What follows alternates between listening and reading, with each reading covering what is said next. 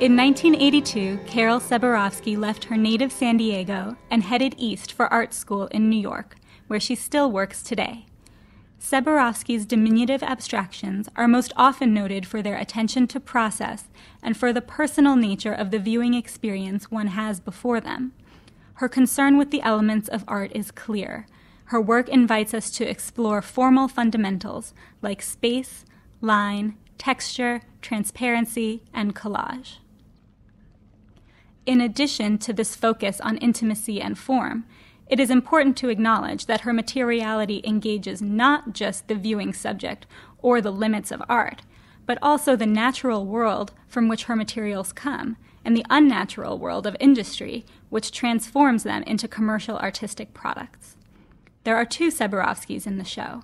The first is Late Daylight, where the artist has used multiple media, namely unmarked paper, faint markings of pastel, and thin strips of white paper affixed to the surface, to represent daylight in a variety of ways.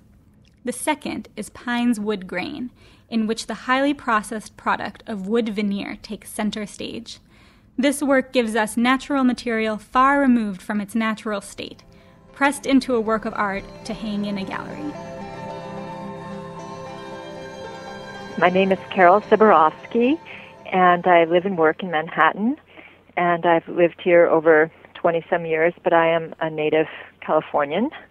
I think my work has been influenced probably by both coasts. Right now, I believe it's more of a merging of both coasts and an appreciation for space and color rather than one or the other. I think there is a different sense of color and space here, and it took me a long time to appreciate that. A different sense of color in that it's more about browns, grays, more muted monochromatic colors here, I think, where on the West Coast, especially in the Bay Area, it's more, let's say, a pastel type of palette. So, yes, I think there has been some changes in my work in that way. Spatially as well, I think there's a deeper sense of space living in the city where, you have one building in front of another in front of another. It's not, let's say, a vast empty space, which I think is more evident on the West Coast in some areas. The work on paper titled Late Daylight, that one was done when I was living in Ojai, California, and I think they're known for their pink moment, for their sunsets, where there is this the sky is very pink, and it's really quite beautiful, and I tried to get that sense of light in that particular drawing. In regards for the work Pine's Wood Grain, the wood veneer paper that I bought was from New York Central, which is a great paper store here in New York. And the inspiration for that particular drawing was from a scroll by Hasegawa Tohaku, which is a Japanese artist from like the 16th century. And he did this very beautiful scroll with pines kind of receding in the distance, and it was just an inspiration for several drawings I did using either ink or charcoal. I'd say I'd have a basic idea.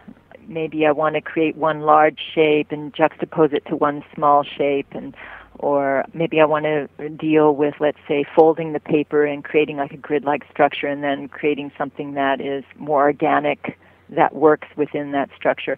But they're usually pretty basic general ideas, and for me a work of art doesn't really become interesting or finished unless you go past the original idea. Otherwise, to me, it's more like an illustration of an idea, and I want to go past the initial thought or the initial inspiration and have the work evolve so that it begins to guide me rather than me guiding it.